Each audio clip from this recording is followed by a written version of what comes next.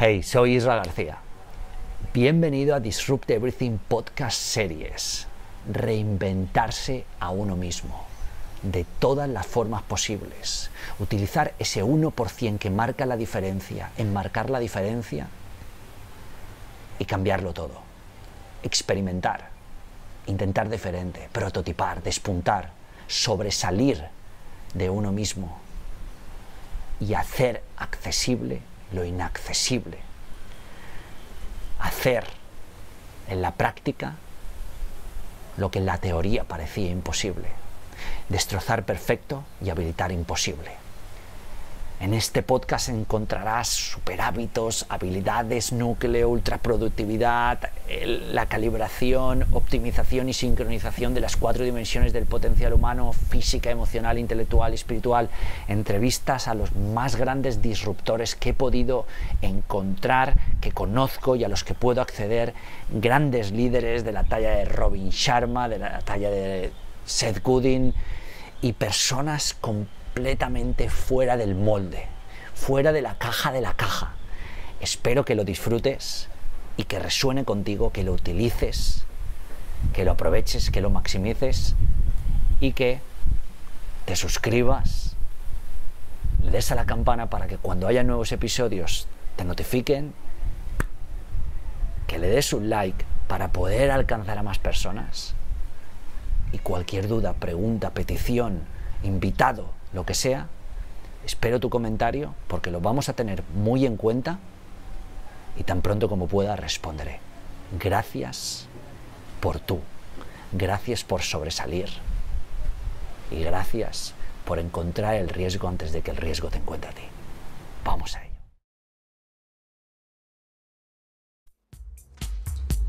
Bienvenidos a Disrupt Everything, podcast series by Isra García. Reinvéntate a ti mismo y cambia lo que más te importa. Hello, hello, hello, disruptors, ladies, gentlemen, and everybody.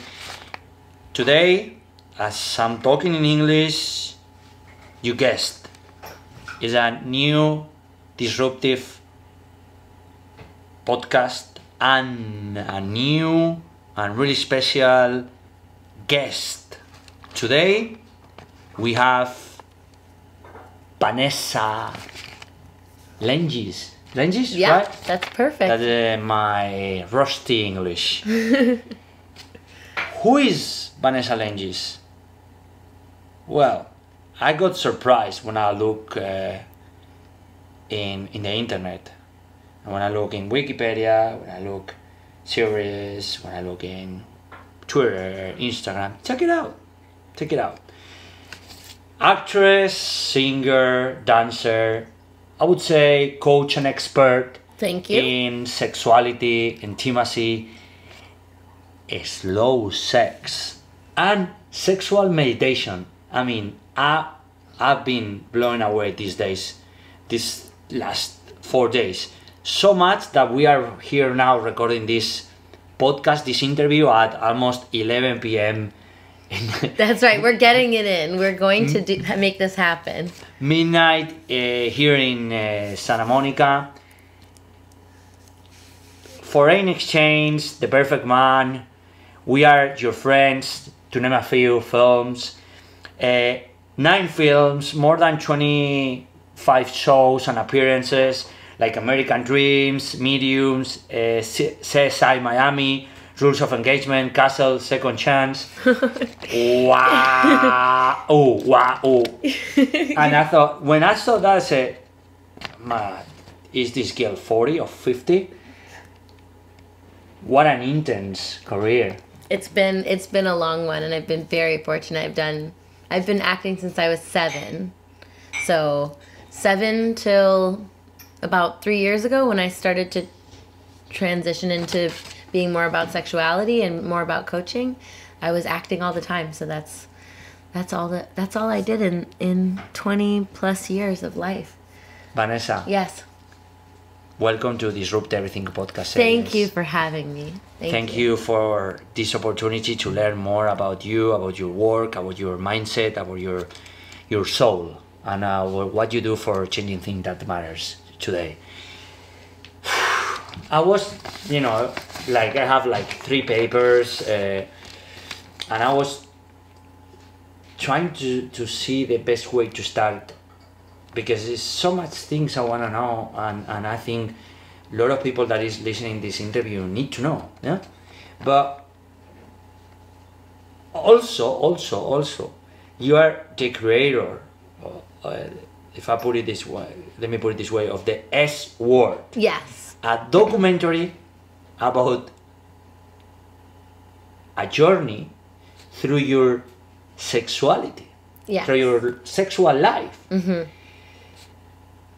You playing with gender, somatic sexuality, orgasmic encounters, sexual education, sensor reviews. This is huge. Yeah, It's a big challenge. it was, and it is, yeah. We're gonna go there. Okay, great. What's that? My first question, and I'm going to let you elaborate as much as you can, is what's the story? What's your story now? Why I'm saying now? I mean, if I asked this question, if we've known each other, that we recently knew each other, met like almost less than 1 month ago. But if I asked this question 3 or 5 or 1 year ago, Yeah. your response will be different. But how would you narrate your story so far right now, with all the things you already now know, and the things you are exploring, and the things you are into it right now? That is a great question. How I would narrate my experience now, knowing everything, is that I acted for a really long time. I was very interested in being the best of the best at what I was doing. I wanted my parents to be very proud of me. I wanted my agents to think the world of me. I wanted people who saw what I was creating to feel and be moved and be touched and inspired and be happy. I really was very dedicated to making the world a better place.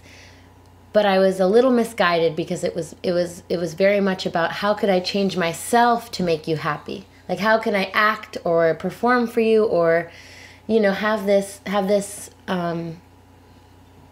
entertain you, really, to make you happy. And in 3 years ago, I think the way that the S word came about was an act of divine intervention, because I knew that I wanted to explore sexuality.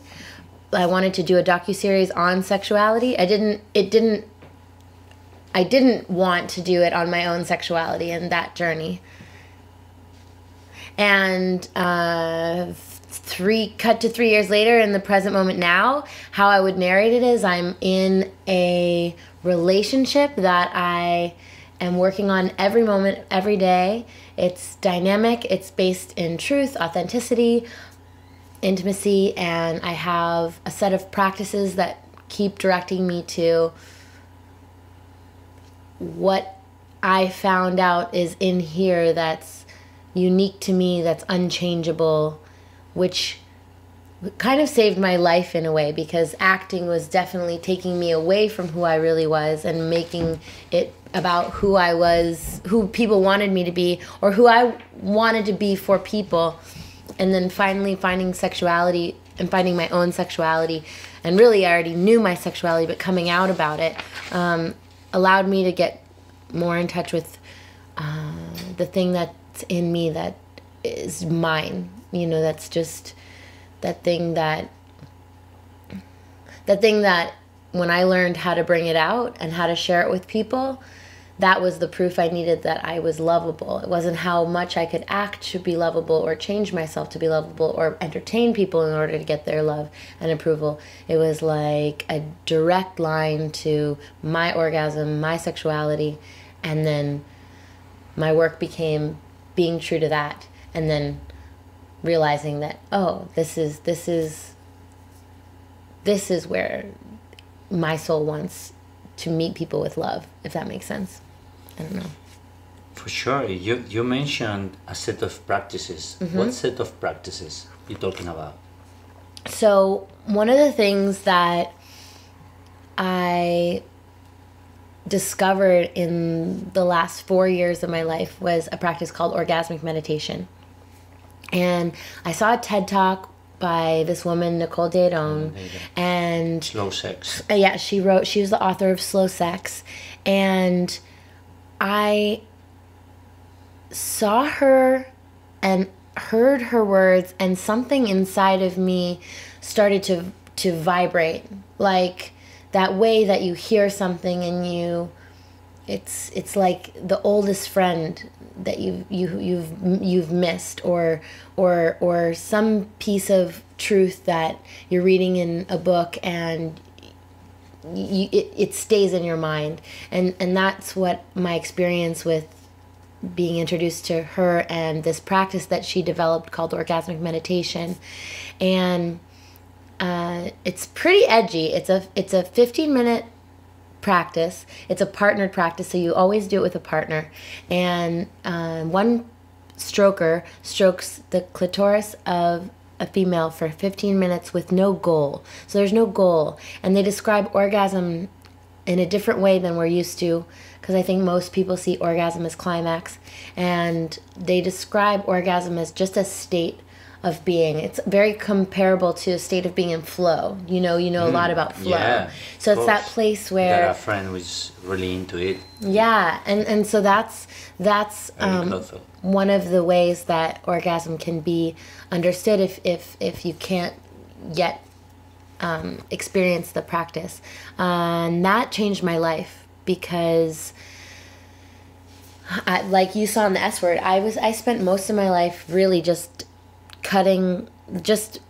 denying that I had a sexuality. Just as long as I was a good person, and as long as people around me were happy and they loved me, life was going to be good. And I denied myself so much pleasure, turn on, orgasm, real intimacy, sexual intimacy. And when I found this practice, and it is a practice, it's like I could read all the books in the world on sexuality, or I could read all the books in the world on orgasm, but practicing something every day, it puts you in a relationship with that thing that then you're really living it. And that's what I discovered. It went from me being completely disconnected from my sex and my sexuality, and really my feelings, my sensations, and then actually finding something that I practice every day, and something that I practice every day in connection with another human being. So I have a meditation practice, like a sitting meditation practice, but this forces you to be in contact with others, which is really how you get free of all this conditioning. It's like you can read it in a book, but until you're fighting with somebody, you don't know really how you're going to be, in that fight. Or until you're on a date with somebody, you don't know how you're going to be. You could read all the books on dating in the world, and it's not till you're there that... You can meditate, but it's not the same as doing meditation, a shared meditation with somebody and creating something together, right? Exactly. And I love the practice so much that now I coach it. So now I train people in the practice. Now I coach people in the practice. I also coach people in intimacy, sexuality, relationships. But it's exactly that, what you just described. It's like you can be sitting and meditating by yourself, and that's awesome. I love sitting meditation. It's amazing. And then there's this meditation that brings you close to another person and forces both of you to get vulnerable. It is by nature such a vulnerable practice. And in that vulnerability, it's like it's like that way that you find out you know somebody if you go through something really hard, like a earthquake or some kind of natural disaster, or even if you just go through a school with somebody and you end up getting to know them every day, and this bond that's created over going through an experience together, you have that in orgasmic meditation after one om, that we call the om, one om with somebody. Because what is it, one om? One om is like why you're getting vulnerable? What's the process? The process is you set up a nest, which is always the same, and that's the physical container for the practice. So that would be like if you're doing a sitting meditation, you have a sitting zafu, a cushion to sit on. The version of that for orgasmic meditation is a yoga mat, a blanket, pillows, and a zafu. And both a stroker and a strokee get into the nest together, and the strokee takes off her pants from the waist down, and the stroker puts on gloves and has a little bit of lube, and gently, as light as you would touch your eyelid, strokes just the upper left-hand quadrant of her clit for 15 minutes. And it's timed, and it always happens the same. So that is just a vulnerable container for act for two people to get into. One, vulnerable because the woman is essentially being stroked and pantsless, and the other is the man has to surrender that everything they think they know about that part of a woman and orgasm, it's like essentially it's not happening in the way it usually happens. Yeah, right? It usually happens, exactly. And it's not in your control in this environment. So there's just a lot of vulnerability in there. And so when you leave that practice, you just feel so connected with another human being. And I believe that we're all actually this connected with each other, and then everything we have to tell ourselves that we're actually separate is on top of that. And so yeah. What's the correlation between sex? Because you say once I discovered this and I started practicing, my life changed. And today we were here with your friend, was Max.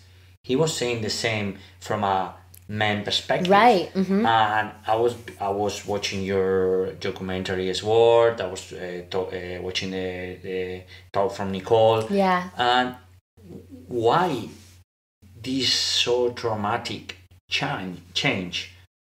Why is that? What happens? So the way that I see it is that we're meaning making machines, right? So I see it as we are born, and then things start happening to us in our life, and then we start making stories out of it. So somebody stubs your toe, you decide people are mean. Or maybe you don't decide people are mean. Maybe you decide that you're always in people's way.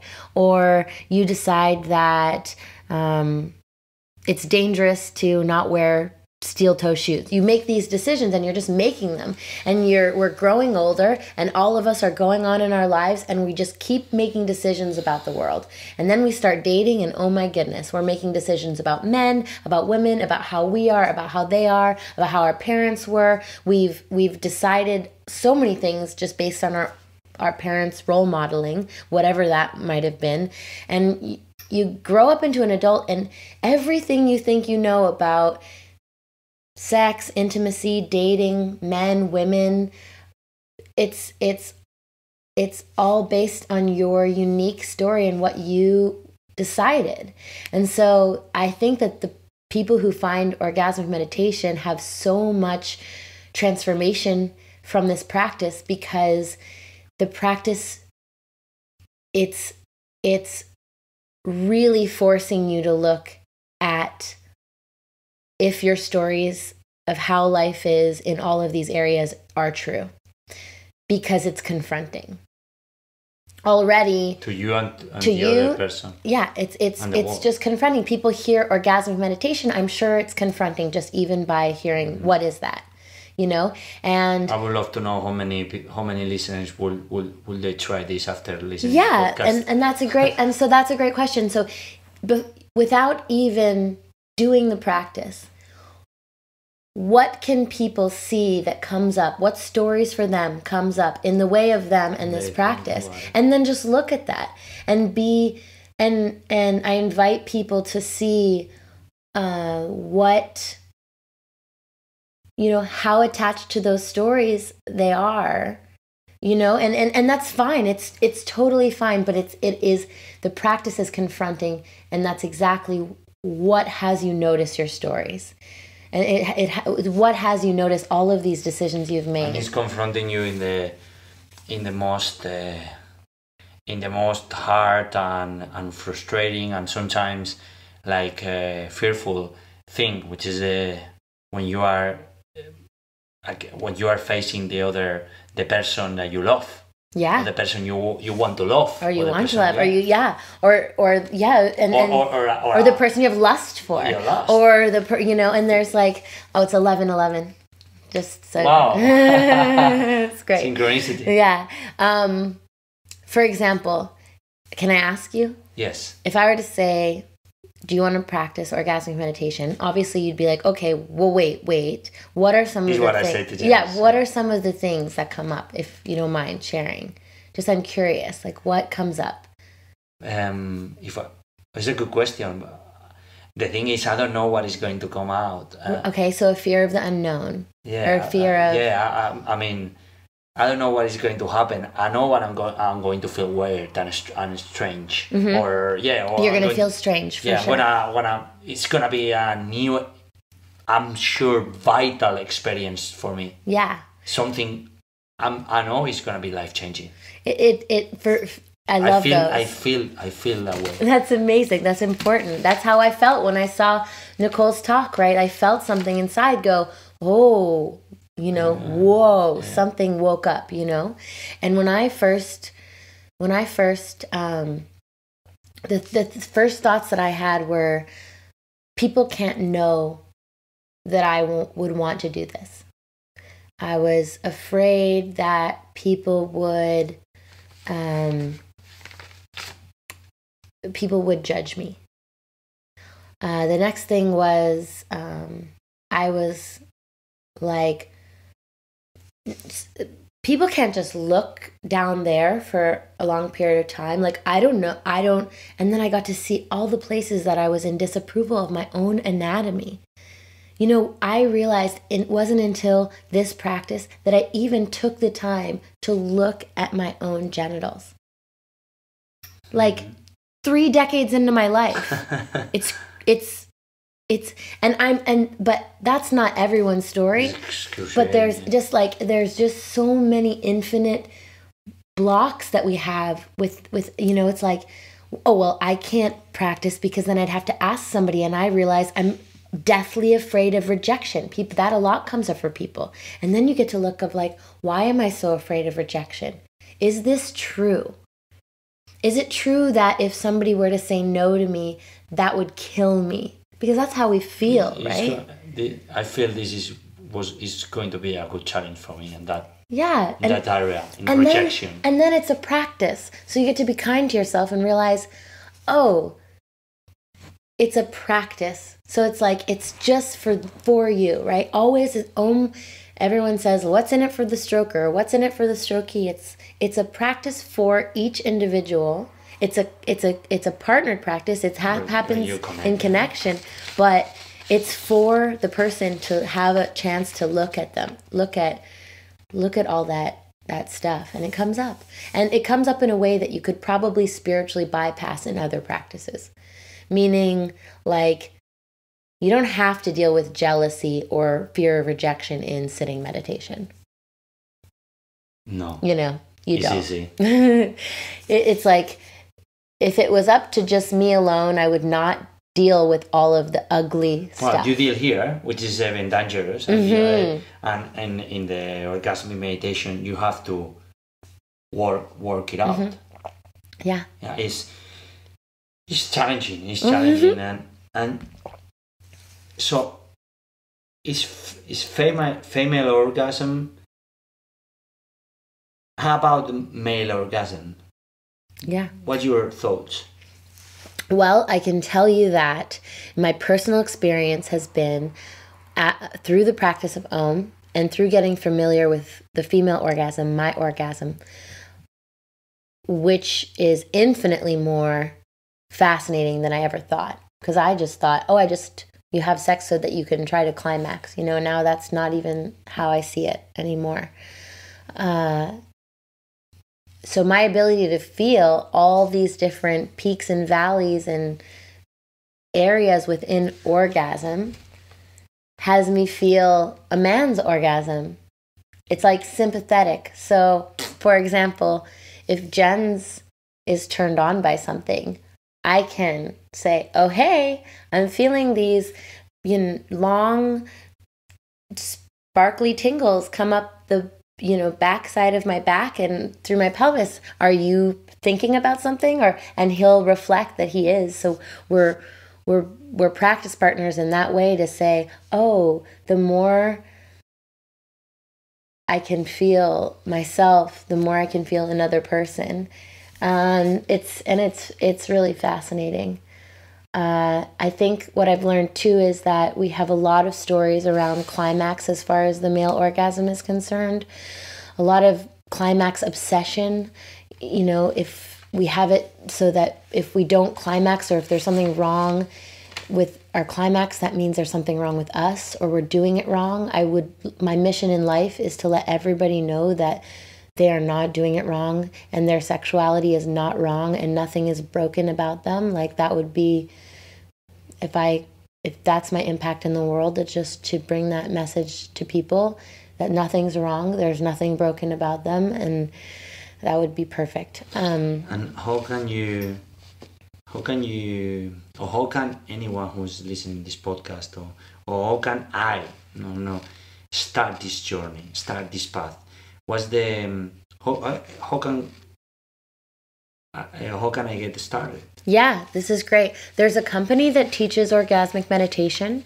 It's called One Taste, and they have a website that you can write to them and say you heard Vanessa Lengies talking about orgasmic meditation on this podcast and that you wanted to learn the practice, and somebody will help you find out exactly how to do it. Maybe Skype. Over Skype, yeah, they have. Like I said, I'm trained in teaching and coaching the practice. So, like my offer to you, I was like, when you go back to Spain, I could Skype you or we could figure out how to teach the practice, not in the nest. You know what I mean? Like you learn the practice and then it's everyone's responsibility as an adult to go find a partner. Right? Yeah, another trained partner. So that level of responsibility is another reason why the practice is so great. And it's going to be a beautiful challenge. It's a gorgeous challenge. Because can you ask to somebody that is not your partner? Yes, you can. And that would challenge a lot of conditioning. And so another important thing is to say that the practice is however you want it. So if somebody only wants to practice with their lover or their partner or their husband or their wife, great. That is totally awesome. The practice has so many benefits. It's not just about completely leaning into every edge and confronting part about your psyche, right? And that's Vanessa's way of doing it, but mine too. You're right. I know you. That's why we get along so well, because you're like me. You're like, I want to explore the edge. I want to push the limits. I want to see what I'm made out of. I want to see where I limit myself, right? That's what keeps us going, or me going. Me and too. So I say, imagine, let's say I teach you the practice. There's 12 steps in Om. Teach you the 12 steps so that you're familiar and comfortable. What's briefly the 12 steps? The 12 steps are asking for an Om, which is done in a very specific way.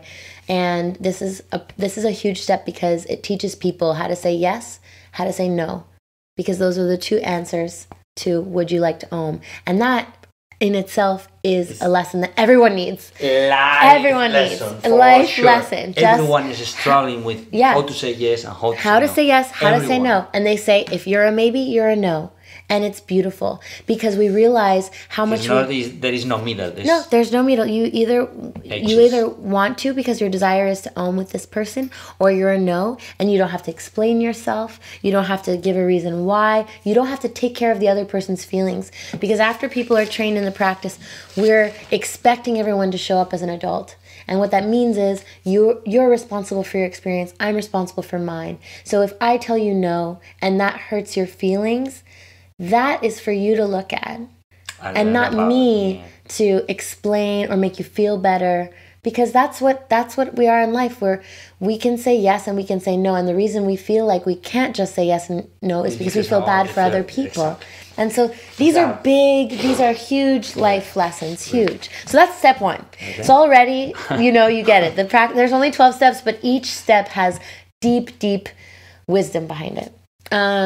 Okay, step 1, asking for an om. Step 2, setting up the om, setting up the nest, like I was telling what the container is.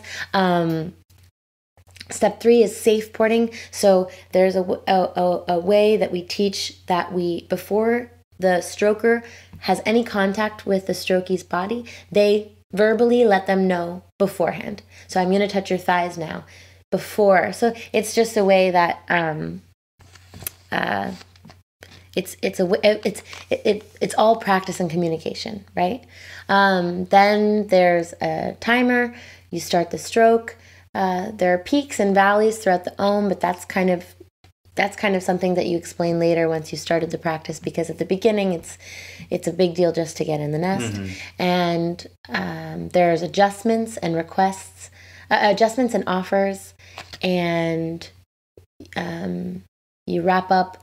There's a grounding pressure at the end, and you sit up and you share frames. And you share frames, meaning both people just share one moment in the om where they felt something in their bodies. So it's value neutral. It can be temperature, electricity, direction. Like I felt a warm heat move from my wrist to my shoulder. The sensation. Just a sensation, and just one.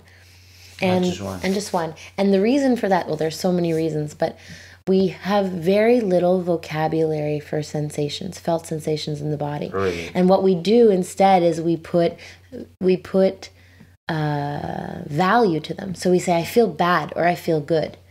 But you know how you deal with people talk about this dealing with pain, how the reason it's pain is because we make it bad. But if we actually just put our attention there, it's just like a sensation. Yeah, it's what they teach us in Vipassana. Yes, exactly. It's just a sensation. If you focus, it is just a sensation. It will disappear. So, and have you experienced that in real life? Hard, and it's true. It's very hard. Yeah. So this is not like that. This is a pleasure-based practice. This is a good thing. You don't have to sit there's no pain. 4 hours in a meditation. But the point of the frames is to practice practice pushing your mind to come up with words to describe sensation. Just practice, because we don't. It's like we're so like, oh, it felt like sunshine. Okay, what does sunshine feel like? We're not practiced there, right? Like, okay, it felt like hot, radiating, tight-knit vibrations that went from my chest up to my throat. And then you can actually feel that when I say that. But if I say sunshine, I don't know what you feel. You could feel heat on your head, or it's, so it's just this practice of, anyways, sharing frames. That's the end. We wrap up the nest, and that's the end of the om. So it's repeatable every time. I probably didn't say the 12 steps accurately, but when I teach it, I give you the whole form. Yeah. Every step is a life lesson. It's a life lesson. So, and Nicole in the talk says one day will be yoga, meditation, and orgasm. Yeah, huh? Yoga, meditation, orgasm. Because at the end, yoga, meditation, and orgasm helps you to stop staying in our minds, right? Yeah. How? So I remember my very first om. I was very nervous, as you can imagine. And the person who had trained me in the practice, she said, all you have to do is keep bringing your attention back to the point of contact. So the point of contact is a gloved finger, has a glove on it, and my clit. And it's very light. This is the point of contact. The stroker's gloved finger tip of his finger and or her finger and my clit. And it's very light. So when I'm in my 15-minute meditation, my 15-minute and I start thinking about the groceries, which you can believe it actually happens even when you're in this high sensation. It's just like your breathing meditation, or it's just like other types of meditation. I bring my awareness and my attention back to the point of contact. And instead of the breathing. Yeah, it's just bring your attention back to the point of contact. Bring your attention back to the point of contact. Bring your attention back to the point of contact. Wow. And it's just like anything else. It's just it's attention training, right? Like you're training your mind to focus your attention. And this particular attention is on the part of the human body in both genders that has the most amount of nerve endings on it. I would say even in a more challenging scenario and situation than meditation, because as we say, meditation, you are by yourself. Yeah. You can get distracted easily, but now you are with somebody who is stroking you. And it's fascinating because it's another way to pay attention, another way to alter consciousness, another way to be in a flow state, to feel the sensations, to awaken, to, as you say, to open yourself and being vulnerable. I mean, it's a real movement. Yeah, I think so too. And it's good because I feel it like kind of paradigm shift that we're talking about, because changes the reaction of what we used to say and to do when we are in this situation. Man, woman, orgasm, clitoris, genitals, and your mind has to shift. Yeah. You've never been in that situation. It's very new. I was talking to my friend. Yeah, I was talking to my friend about masturbation. And I said to him, what's fascinating to me about masturbation is we're so young when our hormones start firing. And each of us are figuring it out on our own. You know, very few people are lucky enough to have parents or guides to say, hey, here's what's happening with your body right now.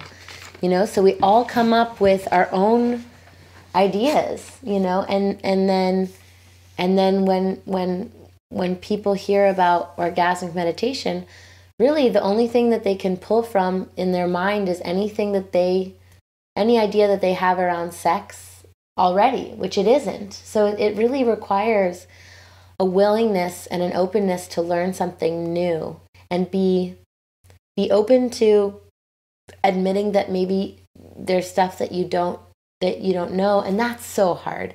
That's really hard. And the only reason that I encourage it for everyone is just because it's not saying there's things you don't know which makes you inept. It's saying there's this beautiful world available and it's a lot easier to access than you might think. We don't have to go through all the hoops. We don't have to go through what we were talking about. You know, which is a hell of a ride. You know, like it's could be easy. Yeah.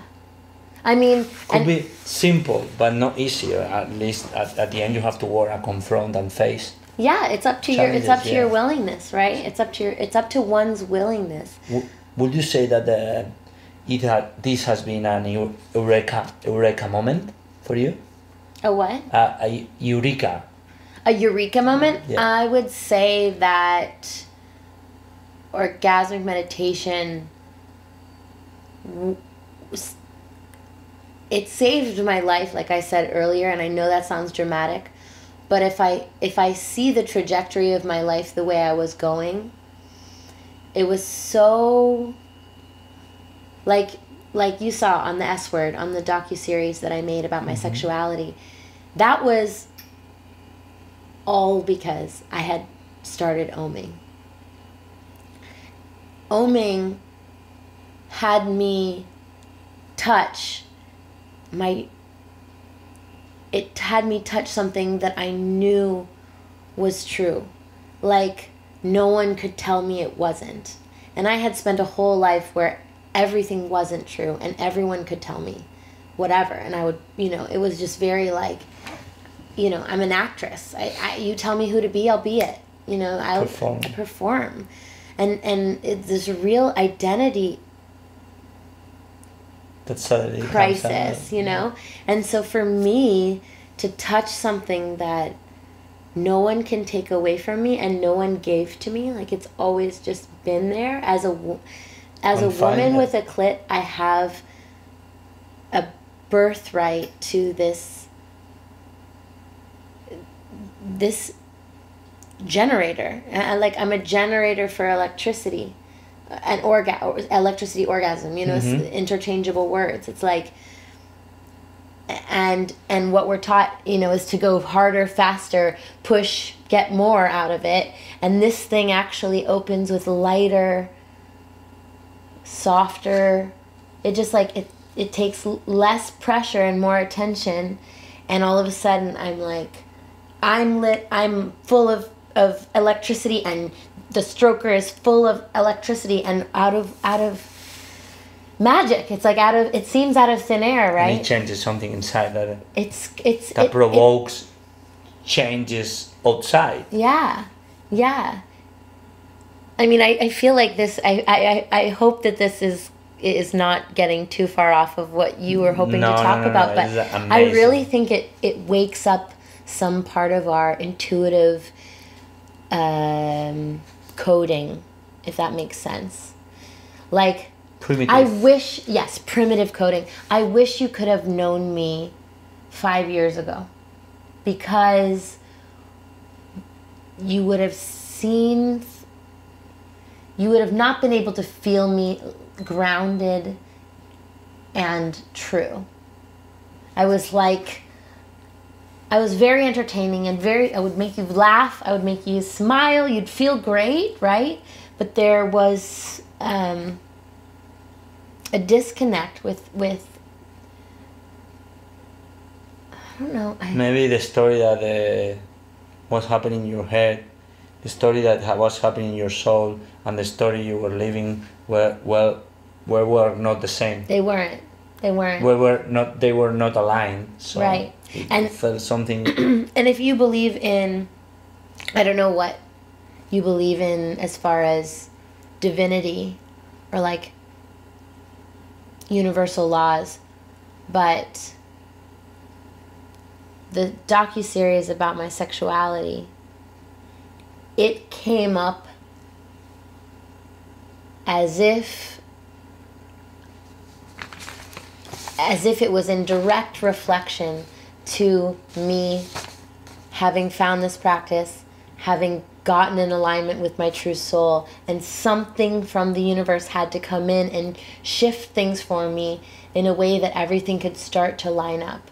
Because otherwise I would never have been able to explain what was going on inside of me, my gender fluidity. That was something that even if I told somebody, they wouldn't believe me, Yeah. And like, and yeah, so my experience is unique to me, and everyone has a personal experience. And again, if anyone is listening, I could give you a contact and we could make it that if people have questions and stuff. I am such a full of information. Notes. Yeah. And I love talking about it, and I love my mission on the planet is definitely, like I said earlier, about making sure everyone feels like their sexuality is perfect just the way it is, and also, spreading the word of what's available inside our bodies. So you discovered your mission in your life. I did. And it wasn't acting, it wasn't acting, yeah, it was this. And in the documentary, in the S-Word documentary, you are talking about the box that you fit in, and you have to go. Have you figured out the box you fit in? No. I haven't. You have any idea? So like where I am today, because it was a question you were asking yourself. Yeah, in the documentary so totally. series. It's like what box do I fit in? At the time, I was engaged to be married, so I had a fiance who was a man, and I was coming out saying it wasn't James. It wasn't Jen's. Yeah, Okay. I was coming out saying that I am attracted to women, sexually attracted to women. I was coming out saying that energetically, sometimes I don't always feel like a woman, and there are times where I am feeling like I have a cock and I'm feeling like a man. I can only explain it as. But the funny thing is that Jaya, who's the somatic sexologist, she does work with people's bodies, and then she tells them about their sexual blueprint and their archetypes. And she said right away, she said, "You're male dominant, masculine dominant to me." And I was really shocked because nobody can look at me and say that they would think I'm gender fluid. They look at me and they say, "You look like a woman. You look like a beautiful woman." And I'm like, "Yeah, I do." And so getting right with that part of me, because I've known it's been there since I was, as the earliest memories I have. I'm telling you, like, it's. You were saying that you were putting your dad clothes. I wore my dad's clothes. I like. And how you surrender to that, because you say you surrender, and the end you set free. You set yourself free. Yeah, and I now, with whoever I speak to, I try to express myself and all of these things with strength, because I know that I'm going to be met with confusion, and I just know that that's okay. And it just takes me being who I am to bring people out of maybe some comfort zones around labeling, that those boxes we put each other into, people labeling me as one thing, the way they see. And I just have a lot of space and softness and ability to I don't know. The reason that I haven't found my box is because my new life is a lot more dynamic and fluid. Like right now I'm with Jens. Jens is amazing. Jens is my boyfriend, right? And the way we've labeled our relationship is open relationship. So the second I tell people I'm in an open relationship with Jens, people go, "I know what that means. You're sleeping with everybody, you're both sleeping." And This is our bias and worldviews. yeah, We are it's so just, wrong. it's just another label. I realize, like, oh wow, I can't enter into anything without giving it a label, and that label does everything such a disservice, because labels would never be able to define. No, because once we want to find a label, because once I label you, I'm safe, because Right. you are under control. That's right. Because I can label, I can categorize you, so I'm safe. You Right. are a marketer, I'm safe. You are a businesswoman, I'm safe. You like woman, I'm safe. You are an open relationship, so you want to sleep with anyone. Right. So that's the way we Safety. are. Yeah. Maybe that's the reason you don't have to feed a box, because you don't need to have a label. Yeah, I've definitely made a practice of throwing safety out the window. That's for sure. Like, it's been I can't wait till you talk to Jens and just his perspective on Yeah, all because of it. we are going to have Jens in the Yeah, podcast too, that's amazing. shortly. And here's this man who's willing. I mean, last year I was in a relationship with a woman at the same time of being in a relationship with Jens, and my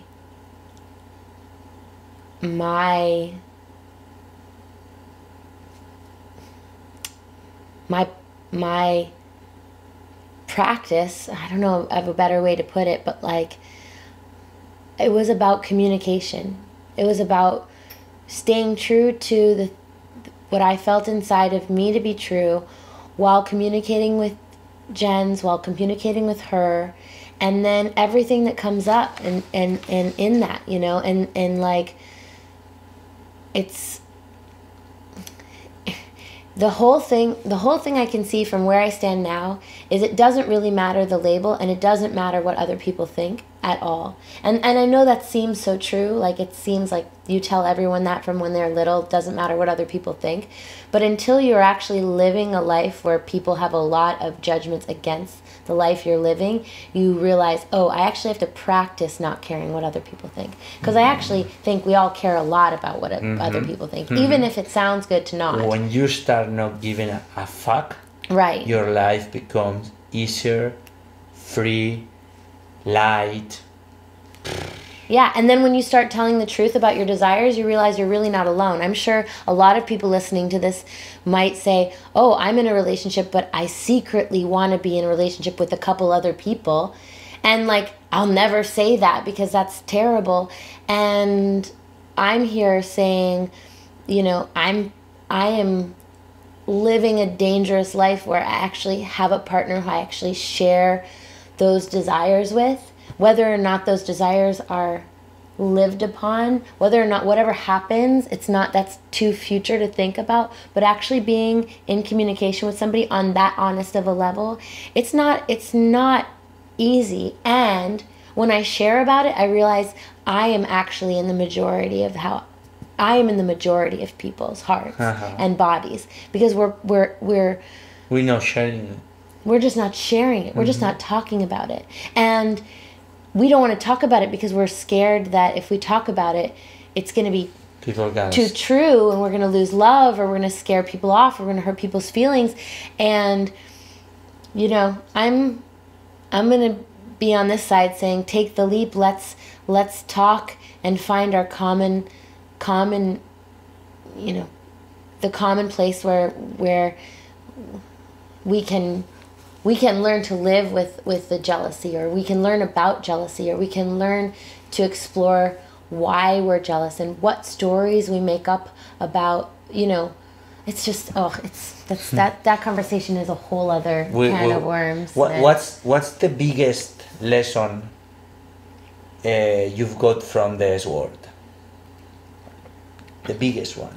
The biggest lesson I got from the S word, besides the fact that I learned that our entire media since the 60s has been censoring the female orgasm specifically, so that everything we think we know about the female orgasm has gone through some old man's that say that you can show. Yeah, no. Exactly. Some old man gets to say what you can and cannot show, and that's our whole experience of female orgasm. It's crazy. That's just what we're living. One? That's not the biggest one. The biggest one I learned from the S word was that I finally stopped saying, why am I broken? Why am I this way? Because my whole life, the loop that was going on in my head was, what happened to me that I got so messed up and I'm broken around my sexuality? Why didn't I just have a normal sexuality? And so I learned that there is no normal sexuality. Thinking that there's a normal sexuality that we're trying to get to is a waste of time, and everyone can just throw that out. There is no normal. That is just a misconception. And that's beautiful. It would be a terrible world and terribly boring if there was normal. And then the other thing I learned that was the biggest thing that in that same place is that it's a waste of time for me to try to find out why I am the way I am. I just am the way I am. And now I can be, it's empowering for me to be how I am and just explore that instead of being all in what happened. Wow, what interesting. Yeah. And so I just felt so much freedom from that. Just like, I am the way I am, and now I get to be awesome in that. I don't have to figure out why I am the way I am or what happened or whatever. there is no normal to strive towards. And how about the thing you struggled most with in the S-word? I struggle most with getting turned on when things turn me on, especially things I don't have a lot of approval for that turn me on. And my struggle there, like in the somatic experience, or in the kinky experience with the BDSM, like my problem, my whole life, I was trying not to get turned on because I didn't want people to find out about my sexuality, and I also felt like when I was in a state of turn on, I was out of control. So I tried very hard not to get turned on, and so now I find it difficult when I get turned on because it feels so good and I don't know what's going to happen. You know, I'm very much like in a state of it feels great. I love being out of control like that, and it's scary. It's scary because I've been acting, I had so much control on the way people see me. So doing the S word, getting turned on camera, it was very vulnerable for me, if that makes sense. By the way, I recommend everyone who is listening this podcast that please go to Amazon Prime and look for the S word. We'll put the link in the book notes.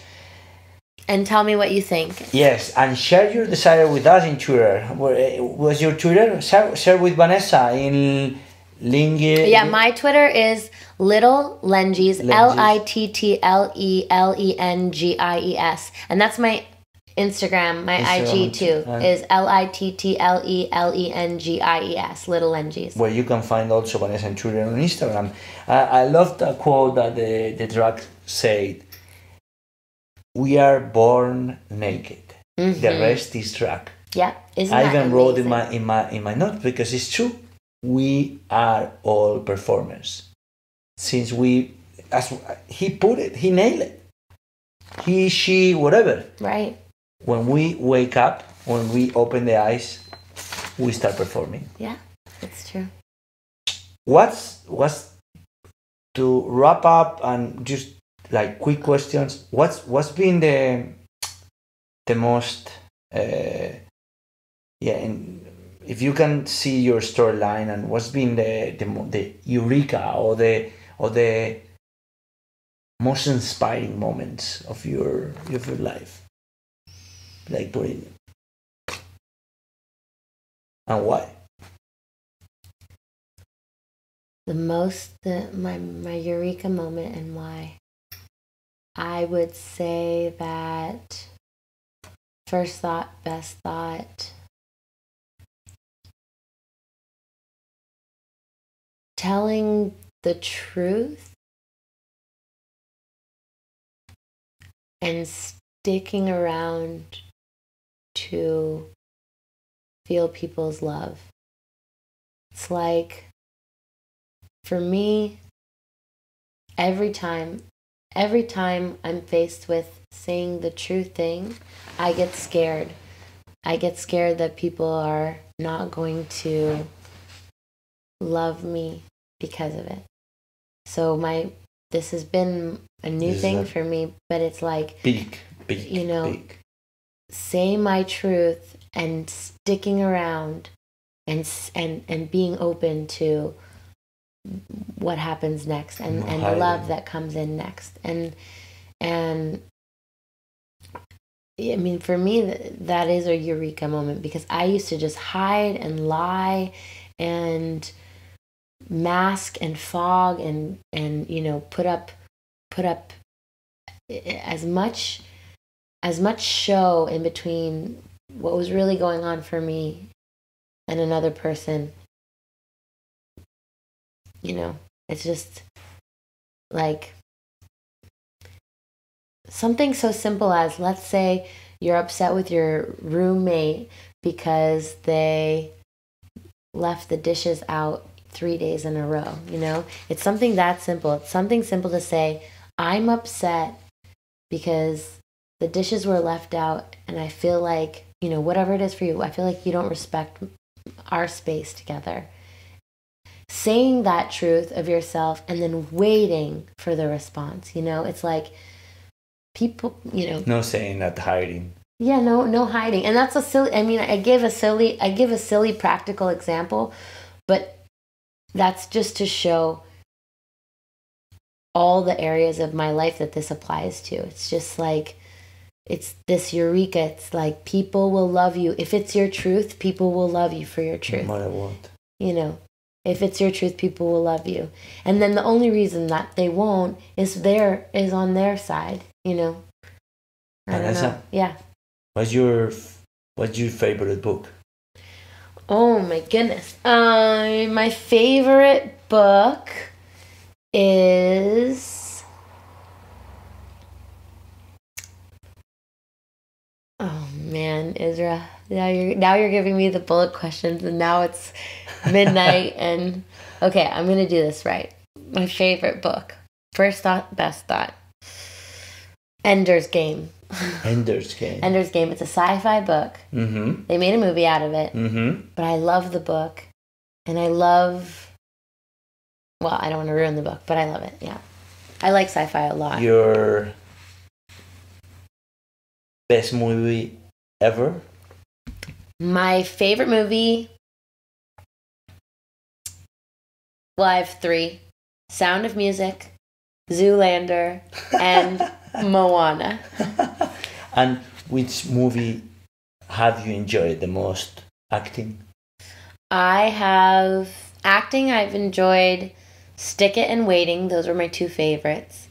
And television shows, Glee, American Dreams, and I used to do this show called Popular Mechanics for Kids when I was younger, and it was an adventure show where I would go all over North America and interview people who had really interesting jobs.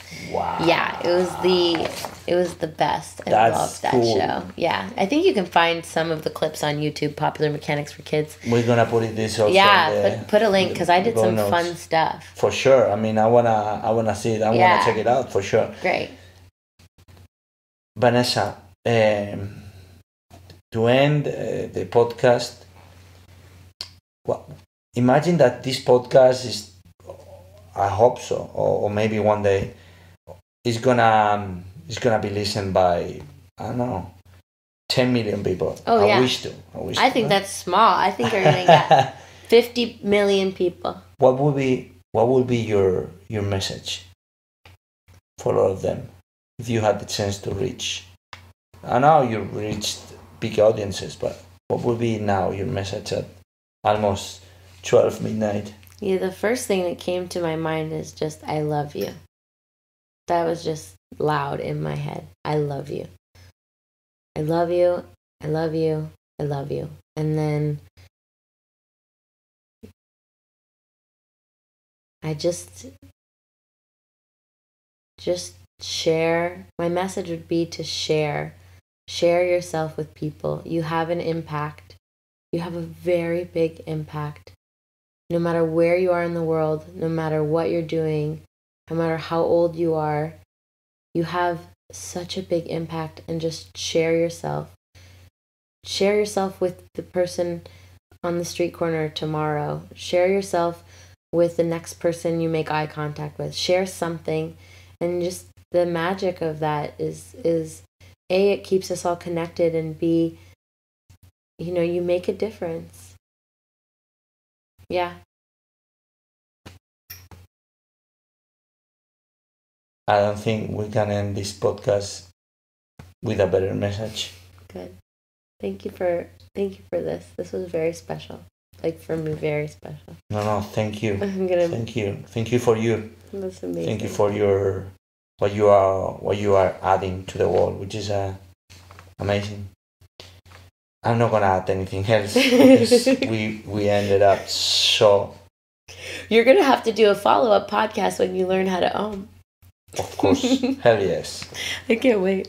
We're going to end this podcast. Vanessa, thank you again for the time, and for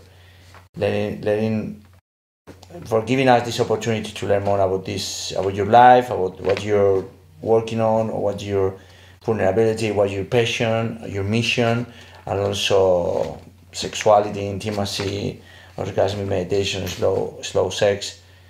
Thank you. Bye, everyone.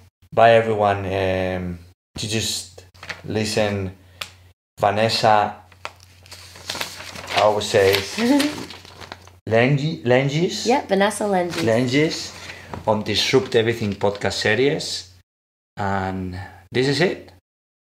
Find this little thing that is moving you, or make everyone moving, or make everyone move anything, but does it. And you don't need to subscribe this podcast, you don't need to comment it, share it, just do something with anything you've learned and put it into practice. This will be our great return of investment. Esto ha sido Disrupt Everything by Isla García. Encuentra el riesgo antes de que el riesgo te encuentre a ti.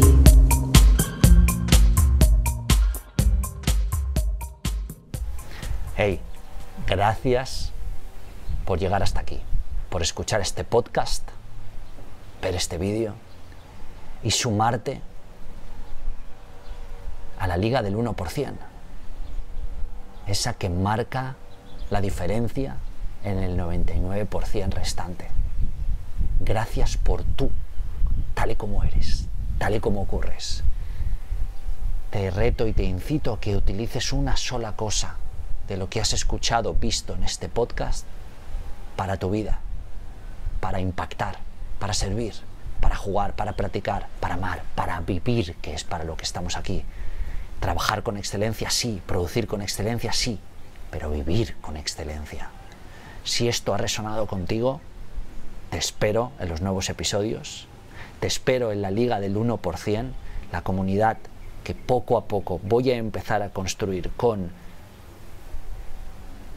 muchas cosas que no voy a desvelar, pero vas a vivir, tanto presenciales como online, tanto para tu vida, como para tu profesión, como para tu familia, como para tus negocios. Puedes suscribirte abajo en la descripción. Y un favor, voy a pedirte que si escuchas este podcast en YouTube, que vayas a Spotify o Apple Podcast, si utilizas alguno de ellos, te suscribas al podcast y dejes una valoración y una reseña, porque eso nos ayudará a llegar a todavía más personas. Este podcast ha alcanzado más de 6 millones de escuchas y más de 300.000 descargas al mes. Mi trabajo es seguir haciéndolo sin publicidad, sin pretender obtener nada más que esto. Para mí la acción, hacerlo, estar aquí es la propia realización, es el propio resultado, la propia recompensa. El haber impactado a cientos de miles de personas que ya están reinventándose a sí mismas. Si no utilizas ninguna de estas dos plataformas, deja un comentario aquí de qué te ha parecido, de cómo lo has vivido. Es importante porque tú cuentas, porque todo cuenta, porque cada instante es la gran victoria. Cada ser vivo es la gran victoria, cada uno de nosotros, cada movimiento, cada pensamiento, aunque no lo creamos, es la gran victoria de las victorias. Gracias, y vamos a seguir haciendo que las cosas sucedan, bailando con el momento, reinventándonos y utilizando la disrupción positiva para cambiar todo lo que importa. Vamos a ello.